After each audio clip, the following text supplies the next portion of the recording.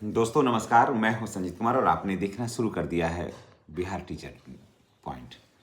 दोस्तों, माननीय मुख्यमंत्री जी अभी समृद्धि यात्रा पर हैं और समृद्धि यात्रा पर नियोजित शिक्षकों के संबंध में आज भी वो चिंता जाहिर कर रहे हैं और वो बता रहे हैं कि नियोजित शिक्षकों की बहाली मैंने किया और नियोजित शिक्षक जो हैं वो हमारे अभिन्न अंग हैं, परिवार के सदस्य हैं और नियोजित शिक्षकों को जो हमने रखा है तो ऐसे समय में मैंने नियोजित शिक्षकों को रखा जिस समय बिहार में शिक्षकों की घोर कमी थी और नए स्कूलों को भी मैंने खोला।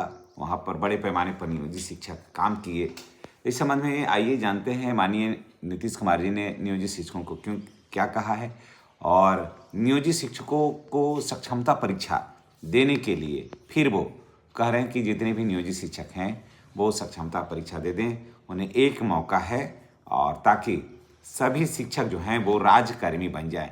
माननीय मुख्यमंत्री जी ये बात एक बार नहीं, जहाँ भी कोई बातें होती है, जहाँ भी कोई जनसभाएं होती है तो वहाँ माननीय मुख्यमंत्री जी इस बात की चिंता जरूर जताते हैं कि अब 74 या 76 हज़ार नियोजित शिक्षक बचे हैं, शेष बचे हैं। अब उन्हें भी एक और मौका मिलेगा सक्षमता परीक्षा देने का और वो भी सक्षमता परीक्षा दे दें और राज्यकर्मी बन जाएं। तो आइए जानते हैं इस संबंध में माननीय मुख्यमंत्री नीतीश कुमार जी ने अपने समृद्धि यात्रा के दौरान नवादा में थे, यानी कल 18 तारीख को बुधवार के दिन नवादा में थे, तो उन्होंने क्या कहा। माननीय मुख्यमंत्री नीतीश कुमार जी समृद्धि यात्रा के दौरान बुधवार को नवादा में कहा कि सर्वप्रथम शिक्षा के क्षेत्र में विशेष ध्यान दिया गया। जी हाँ, इसमें तो कोई दो राय नहीं है कि माननीय मुख्यमंत्री जी ने शिक्षा के क्षेत्र में जो बिहार में काम किया है वो अतुलनीय है। बड़े पैमाने पर स्कूल खुला, हर गली हर कस्बा का बच्चा जो है वो स्कूल से कनेक्ट हो गया। सरकारी स्कूल वो जाता है, हाँ भले ही कोई शौकिया प्राइवेट स्कूल जा रहा है तो अलग बात है, लेकिन शिक्षक की बहाली की और बड़े पैमाने पर स्कूल उन्होंने खोला है। उसके बाद आगे उन्होंने कहा कि हम लोगों ने नियोजित शिक्षकों की बहाली की, बड़ी संख्या में नए स्कूल खोले, लड़के लड़कियों के लिए पोशाक साइकिल योजनाएं चलाई और वर्ष 2023 से बिहार लोक सेवा आयोग द्वारा 2,58,000 सरकारी शिक्षकों की बहाली की। वर्ष 2006 से अब तक 3,68,000 नियोजित शिक्षक बने थे। उनका कहना है कि 3,68,000 नियोजित शिक्षक बने थे। नियोजित शिक्षकों को बीपीएससी की परीक्षा देने की जरूरत नहीं है, उन्हें मामूली सी परीक्षा दे करके सरकारी शिक्षक बनाया जा रहा है। उनके लिए 5 मौके दिए गए हैं। अब तक 4 परीक्षाओं का आयोजन हो चुका है। इनमें 2,66,000 नियोजित शिक्षक पास हो गए हैं। अब केवल 73,000 शिक्षक बच गए हैं। उन्हें एक और मौका दिया जाएगा और कुल मिला जुलाकर सरकारी शिक्षकों की संख्या 5,24,000 हो गई है। इसके अलावा बीपीएससी के द्वारा नए पदों पर भी बहाली होगी। ये लगभग 45,000 शिक्षक बहाल किए जाएंगे। देखिए, तो जो जनसभा था उसमें माननीय मुख्यमंत्री जी ने ये बातें जो है वो लगभग नियोजित शिक्षकों के संबंध में 5 से 7 मिनट तक अपने भाषण के दौरान में सिर्फ नियोजित शिक्षकों पर बोलते रहे और उन्होंने कहा कि मामूली सी परीक्षा होगी। हालांकि जो लोग सक्षमता परीक्षा दिए हैं वो नहीं कह रहे हैं, वो कहते हैं कि मामूली परीक्षा नहीं है और परीक्षा थोड़ा टफ ही है, मामूली परीक्षा नहीं है। और कहा गया था कि किताब से बातें आएंगी, लेकिन किताब से बातें नहीं है और विषय से अलग भी बातें पूछी जा रही है। तो खैर, जब माननीय मुख्यमंत्री जी जब उन्होंने बोल दिया कि परीक्षाएं मामूली होगी तो परीक्षा चाहे जितना भी हार्ड हो तो परीक्षा को मामूली श्रेणी में ही रखा जाएगा और सक्षमता पास करके कोई ये नहीं कह सकता है कि हमने परीक्षा पास कर लिया। जब माननीय मुख्यमंत्री जी ने सार्वजनिक सभाओं से ये कह दिया कि परीक्षाएं मामूली होगी तो परीक्षा चाहे जितनी भी हार्ड हो, परीक्षा वो मामूली परीक्षा की ही श्रेणी में आएगी। अब सवाल ये उठता है कि बार बार मुख्यमंत्री जी के इतने प्रयास के बाद, इतने आश्वासन के बाद, इतने अपील के बाद शिक्षक आखिर सक्षमता परीक्षा क्यों नहीं दे रहे हैं। सवाल तो ये है कि आखिर माननीय मुख्यमंत्री जी जब इतना लोगों को मोटिवेट कर रहे हैं सक्षमता परीक्षा देने के लिए तो आखिर लोग क्यों नहीं दे रहे हैं। आखिर शिक्षकों की मंशा क्या है और माननीय नीतीश कुमार जी की मंशा क्या है। अब तो यही समझना होगा। शिक्षक सक्षमता परीक्षा से भाग रहे हैं या हर शिक्षक को माननीय मुख्यमंत्री राजकर्मी बनाना चाहते हैं या फिर सक्षमता परीक्षा के बहाने शिक्षकों के गर्दन तक सिस्टम का हाथ पहुंचाने का ये सब प्रयास है या षड्यंत्र है।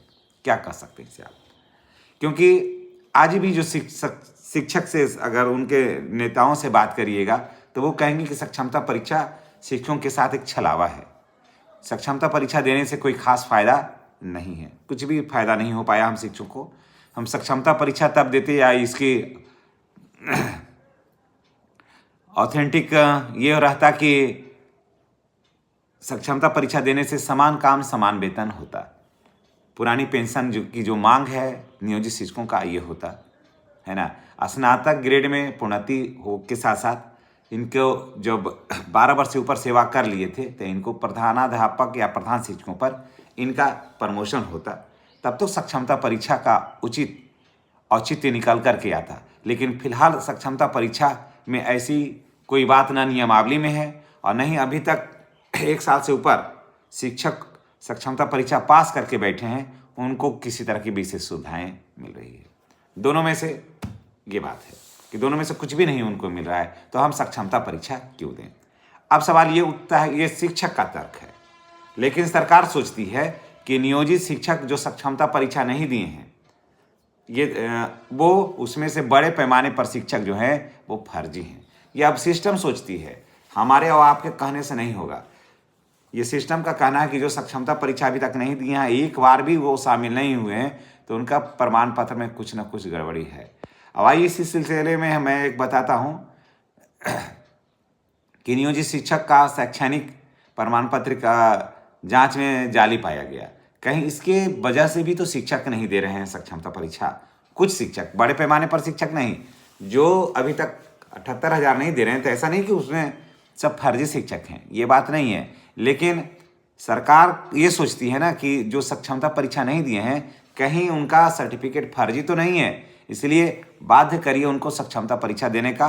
फॉर्म भी कम से कम भरवाइए, वो फॉर्म भी तो भरें। फॉर्म भी भर देंगे तब भी हो जाएगा। जैसे फॉर्म भर दिए, भले ही परीक्षा में नहीं पास किए, लेकिन जब फॉर्म भर दिए तो रिकॉर्ड सरकार के पास हो जाएगा और उसी फॉर्म के आधार पर फिर डॉक्यूमेंट का वेरिफिकेशन हो जाएगा और फिर उसी फॉर्म को लेकर के उस शिक्षक को बुलाया जाएगा जिला स्तर पर और उनका सर्टिफिकेट का मिलान किया जाएगा। तो ये सरकार चाहती है। इसी सिलसिले में देखिए क्या है, एक और भी अखबार का मैं कटिंग आपको बता दे रहा हूँ कि निगरानी अन्वेषण ब्यूरो ने पटना मुख्यालय पटना द्वारा निगरानी जाँच संख्या BS 18/15 पंजीकृत की गई, जिसके अंतर्गत नियोजित शिक्षकों का शैक्षणिक प्रमाण पत्र जो है वो फर्जी पाया गया है ना। ये बांका जिला का है। तो रोज दिन ऐसा ना कुछ बातें जो है वो निकल कर आ रही है और इसकी वजह से सरकार का कान जो है वो खड़ा हो गया कि हर हाल में ऐसा नहीं देने वाले जो शिक्षक हैं, हो सकता है कि इसमें बड़े पैमाने पर नियोजित शिक्षकों के आड़ में फर्जी शिक्षक भी उसमें हैं। इसलिए सक्षमता परीक्षा अनिवार्य कर दिया गया है। मैंने अनिवार्य करने का मतलब कि प्रेरित किया जा रहा है कि सक्षमता परीक्षा दीजिए और नहीं देने पर फिर तो सर्टिफिकेट की तो जाँच होगी, इसमें तो कोई दो राय नहीं है।